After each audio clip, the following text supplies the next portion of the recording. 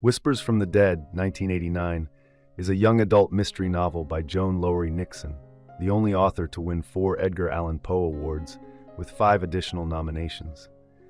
Described by Publishers Weekly as yet another carefully plotted, subtly terrifying thriller, the novel follows 16-year-old Sarah Darnell after a near-fatal drowning experience leaves her with the ability to communicate with the dead.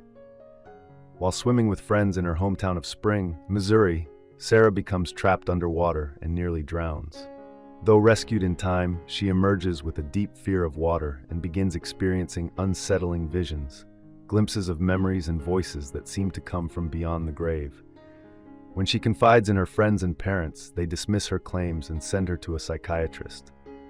Forced to stay silent, Sarah keeps her visions to herself, even as they grow more intense. After her father's job transfers the family to Houston, Texas, Sarah is eager for a fresh start, but their new home immediately triggers a chilling sensation that only she can feel. Soon she hears a desperate whisper, "Ayúdame, ayúdame," Spanish for "help me." When Sarah peers over a stair railing, she envisions a pool of blood beneath red-splattered walls. Convinced the house holds a dark past, she begins investigating. At school, Sarah learns that a girl named Darlene, a local pizza delivery driver, was murdered in the house by Adam Holt, the teenage son of the previous owners. Though he confessed, Adam was released on a legal technicality under Texas law. His family has since left the neighborhood. Even more troubling, Sarah discovers that Darlene didn't speak Spanish, raising the question, who is Rosa Luiz, the spirit begging for help? As Sarah digs deeper, she uncovers more than just a haunting. She uncovers a long-buried crime that only she can bring to light.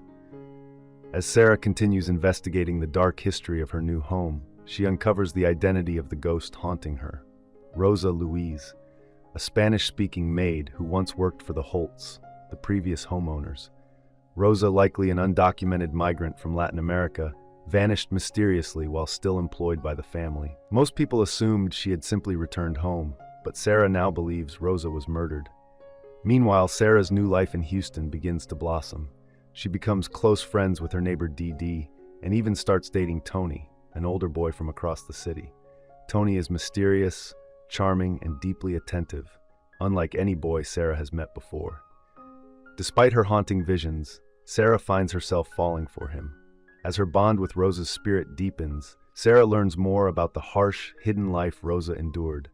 A vision leads her to a cache of Rosa's belongings, hidden and untouched since her disappearance. Then, Sarah sees something horrifying, a vision of Rosa being attacked and dragged across the floor, struggling against a tall, blonde boy with a knife in his hand. Sarah is convinced the boy is Adam Holt, the Holt's son, and the same person who previously confessed to another murder in the house, but was released on a technicality. Knowing her parents will dismiss her claims, Sarah goes to the police, but without Rosa's body or hard evidence, they refuse to act. Desperate, she turns to Tony, the one person she feels she can truly trust. She confides in him about her visions, her belief that Adam Holt killed Rosa, and the physical evidence she's discovered. Tony listens and appears to believe her, but he warns her to be cautious and suggests they take a trip together to a remote lake. When Sarah hesitates, telling him she's afraid of water, he insists it will be good for her. Soon after, someone breaks into Sarah's house and steals only one thing, Rosa's hidden belongings. Shaken, Sarah becomes certain that Rosa's killer is still nearby and watching her.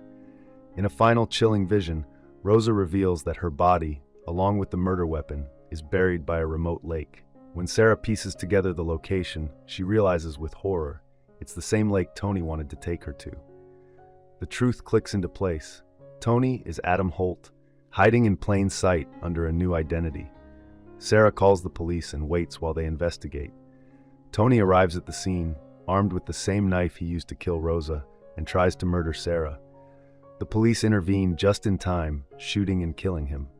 In the novel's final scene, Sarah, having faced her deepest fears and uncovered the truth, finds the strength to return to the water and swims again.